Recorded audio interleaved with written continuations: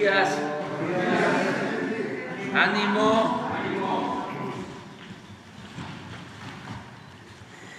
Bueno, hoy es miércoles y vamos a tratar la sección de quién es quién en las mentiras de la semana. Son muchísimas mentiras, ¿no?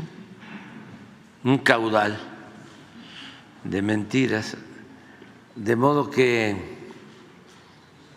solo vamos a tratar una, dos mentiras, ¿no? De muy poquitas, porque no acabaríamos. La mayoría de los medios de información, sobre todo los convencionales, están entregados por entero a la mentira.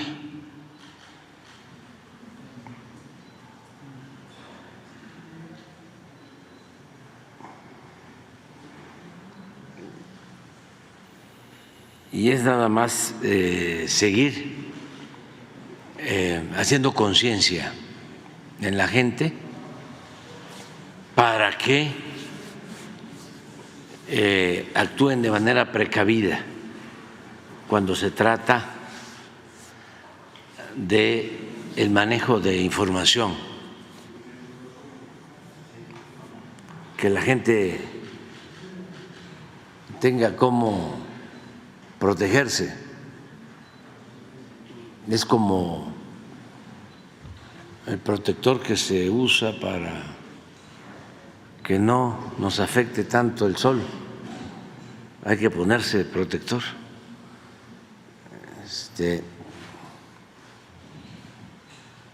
Hay un nombre ahora, ¿no? Para sí, bloqueador, pero también se usa un filtro.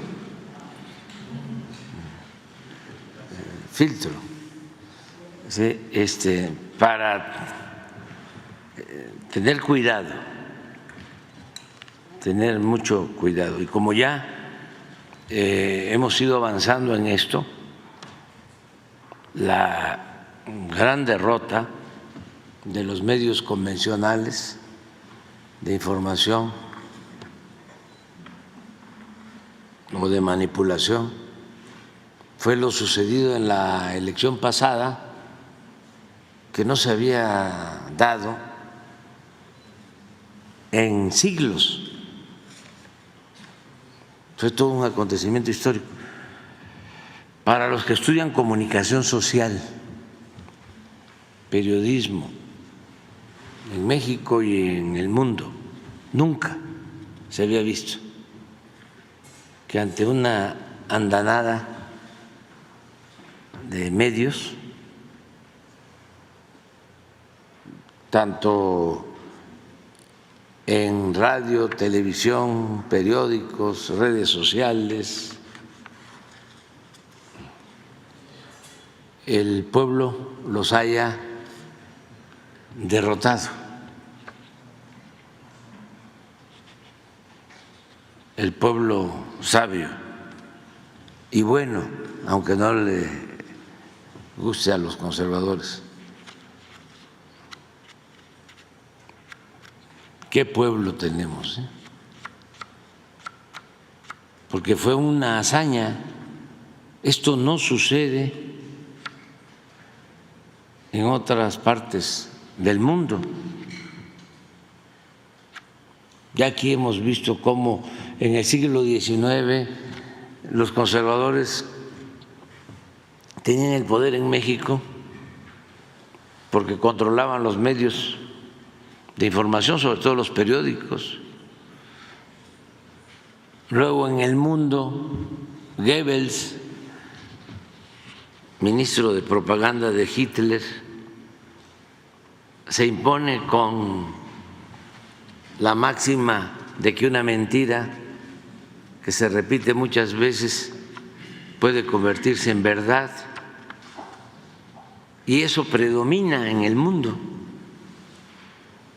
y en México desde hace décadas.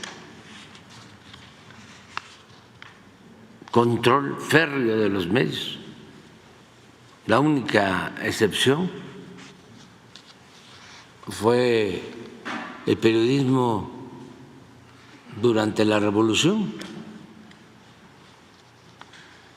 Los Flores Magón, Daniel Cabrera, el hijo del Ahuizote, Filomeno Mata, el Diario del Hogar y otros. Antes Zarco era otro tipo de periodista, era un periodismo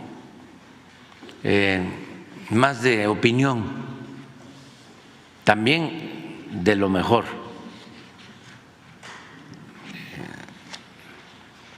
Los periodistas del movimiento de Reforma y los que defendieron a la patria durante la intervención francesa. Es el mejor periodismo que ha habido en la historia del país hasta nuestros días. Pero excepciones, ¿no? Todo lo demás, control, manipulación. Entonces ahora estamos viviendo un momento extraordinario, porque pensaban que con lo mediático, el poder mediático, iban a manipular a la gente y iban a regresar por sus fueros. Y no les funcionó. Entonces hay que seguir hablando de esto y sobre todo hay que pensar en la comunicación alternativa, cómo participar en las redes. Ya lo están haciendo los ciudadanos, ¿no? Incluso ya se están agrupando. También se ha avanzado mucho en eso, de que hay muchos sitios donde coinciden y se entera uno, ¿no?, en las redes de cosas que no se dan a conocer en los medios convencionales.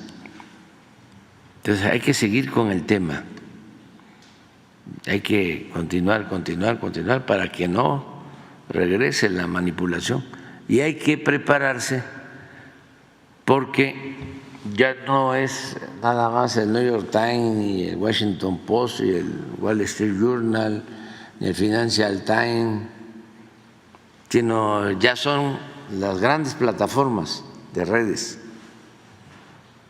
que tienen mucho control. Además, no es casual que los más ricos en los países y en el mundo tengan control o sean dueños de los grandes medios de comunicación.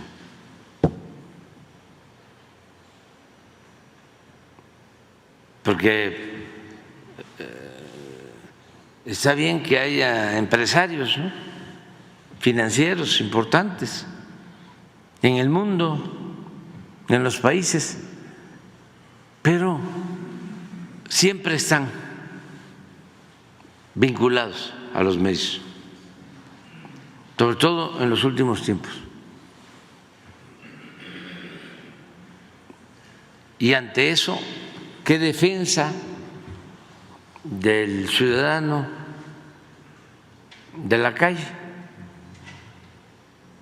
del pueblo raso.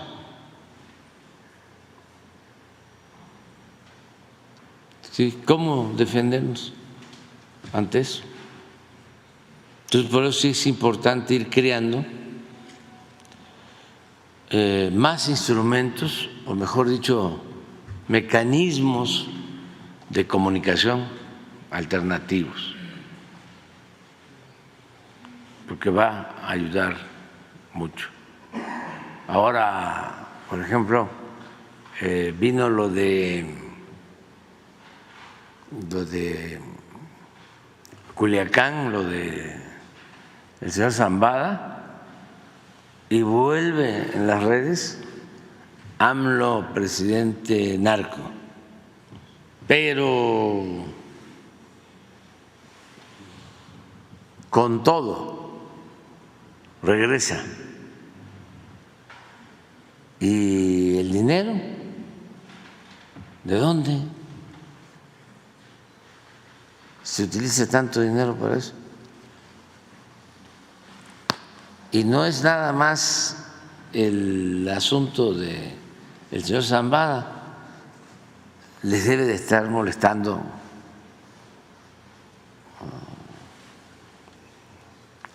algo más, o sea, las reformas,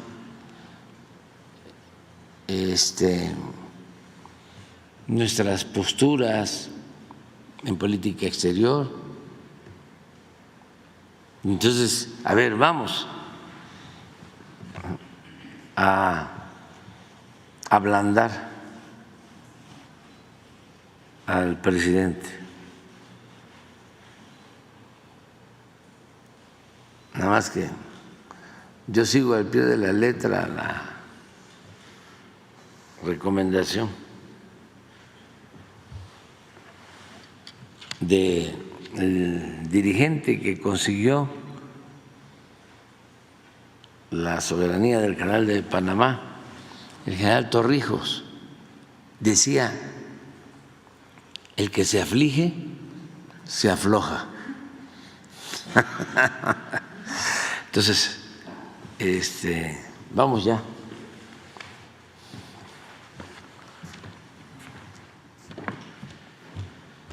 Con su permiso, señor presidente, buenos días a todas, a todos. Licenciado Pablo Gómez, hoy es 14 de agosto del año 2024. Esta es la sección Quienes quieren las mentiras de la semana. Y como decía el señor presidente en su discurso inicial, vamos a presentar cómo con la supuesta carta de Ismael El Mayo Zambada regresó la campaña de narcopresidente AMLO.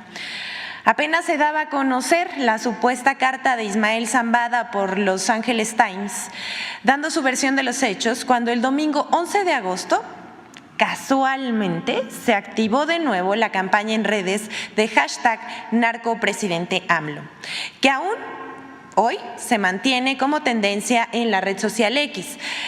Hasta el martes 13 de agosto, al cierre de la edición de esta sección, esta etiqueta tenía 138,000 menciones y 4.58 millones de visitas, de las cuales 89%, unas 26,000, ya habían usado estas narcoetiquetas durante el periodo electoral, en tanto que el 80.79% de las cuentas coincide con las etiquetas que apoyaban a la coalición del PRIAN, es decir, usaban por un lado la narcoetiqueta y por otro lado apoyaban a la excandidata a la presidencia de la República del PRIAN, Xóchitl Gálvez.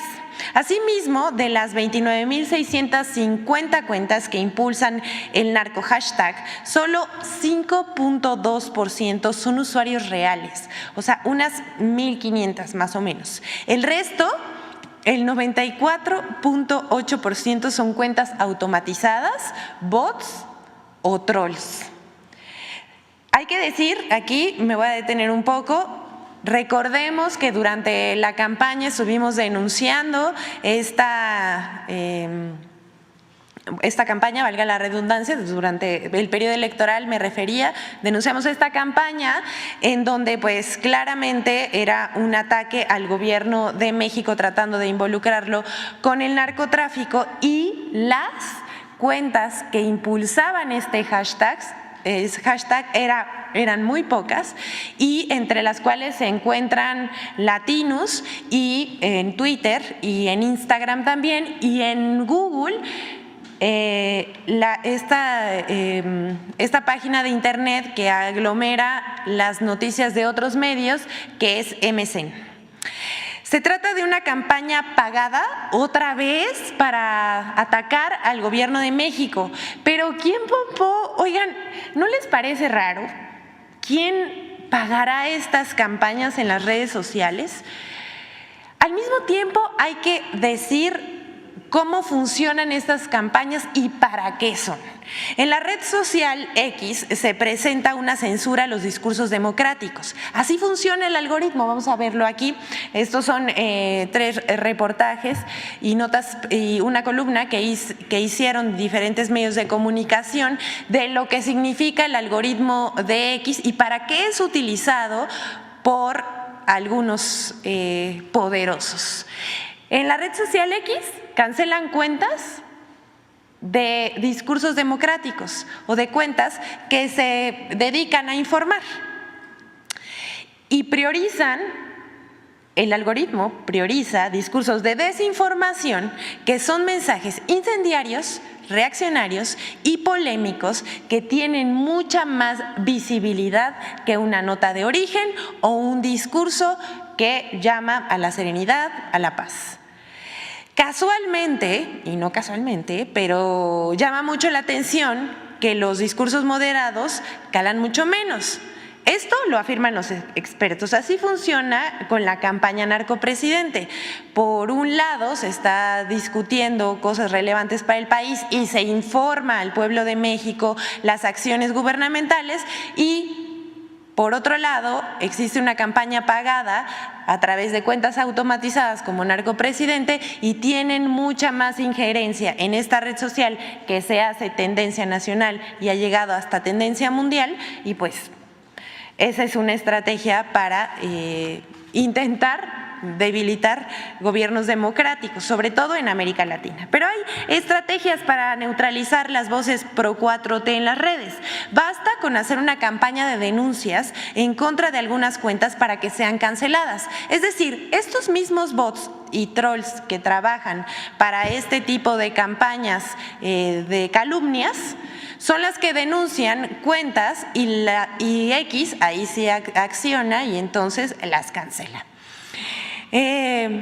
Pero lo contradictorio de todo esto y lo triste es que casi cualquier persona, e incluso menores de edad, mayores de 13 años, se les permite tener una cuenta en esta red social. Y en esa red social se permite el contenido violento y de contenido sexual explícito. Y ahí esa red social no hace absolutamente nada y se propaga por millones. Las redes sociales también son utilizadas por gobiernos conservadores para falsear la realidad, para engañar a sus ciudadanos, inflando visitas, para posicionar mensajes y candidatos de derecha. O sea, hacen pura campaña de aire con un montón de millones de visitas, pero en realidad algunos de esos candidatos que sí han llegado al poder se han retirado de sus gobiernos con escándalos económicos y políticos. Esto lo hacen con la máxima de que percepción es realidad. Lo cierto es que por lo menos en México esto ya no funciona, pues el pueblo está más politizado que nunca y no se deja engañar con cualquier cosa que se publica en medios de comunicación y redes sociales. Al contrario, el pueblo encuentra o forma redes alternativas de información, como lo acaba de decir el presidente Andrés Manuel López Obrador. Y sí, la invitación está en que se sigan formando estas redes alternativas de información para que el resto de la población que quizás no tiene acceso se pueda enterar de información fidedigna. Pero esto no acaba aquí, porque El pasado lunes, el diario Reforma publicó en portada, y vamos a informarles sobre eso, porque es falso que Ismael Zambada haya tenido protección del gobierno. Hay que decirle al diario Reforma que un policía no hace verano. A 8 columnas, el diario Reforma publicó una mentira más para implicar al gobierno con el narcotráfico. Publica, daban al Mayo protección oficial, lo cual es falso.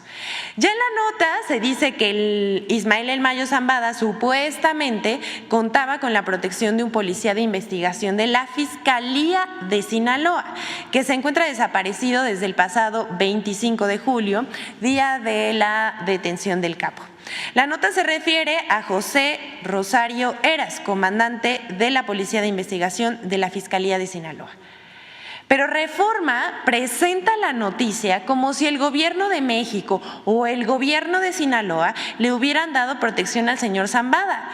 Eso es absolutamente falso. Sin embargo, el señor Rosario Heras era adscrito a la Fiscalía de Sinaloa y no al Ejecutivo estatal o federal. Cuando les conviene al diario Reforma, se olvidan de la división de poderes y de los organismos autónomos. En fin, para terminar esta sección, vamos a presentar la colaboración con Infodemia sobre las mentiras deliberadas que han diseminado en el debate sobre la distribución de diputados plurinominales y el tema de la sobrerepresentación.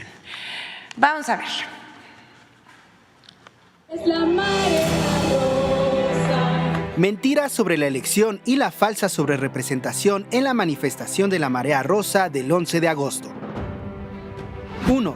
Falso que Morena y aliados pretenden robarse 10 millones de votos. Pero hoy, con esa misma convicción, les digo que se quieren robar 10 millones de votos. El proceso de asignación de diputados plurinominales no suma o resta votos a los partidos políticos. La asignación de las 200 diputaciones federales de representación plurinominal se realiza con base en el porcentaje de votos obtenidos por cada partido político en cada una de las 5 circunscripciones en las que se divide el territorio nacional. 2. Falso que la coalición Morena, Verde y PT recibirá 74% de las curules con solo el 54% de los votos. Morena y sus aliados quieren tener el 75% de las curules que los mexicanos no les otorgaron. El 54% de la votación. Ellos pretenden tener el 74% de la representación. Entonces, en nuestra opinión, eso vulnera el voto del 2 de junio, la voluntad popular. El oficialismo obtuvo el 54% de los votos y el tope constitucional a la sobrerepresentación es de 8%. Sin embargo, el gobierno federal pretende que le asignen el 74% de la Cámara. El número absoluto de votos o el porcentaje de votos en la elección no es el criterio para la asignación de diputados plurinominales. La asignación de las 200 diputaciones de representación proporcional se realiza con base en el porcentaje de votos obtenidos por cada partido político en cada circunscripción y no en la elección general. Además, en las elecciones del 2 de junio, como partido, Morena triunfó en 37 distritos y como coalición junto al PT y Verde triunfaron en 219, dando un total de 256 distritos de los 300 que componen a las 5 circunscripciones, equivalentes al 85% de los distritos, mientras que Acción Nacional solo ganó como partido en 3 distritos. El PRI no obtuvo ningún distrito y como coalición vencieron en 39 distritos. 3. Falso que hubo fraude electoral.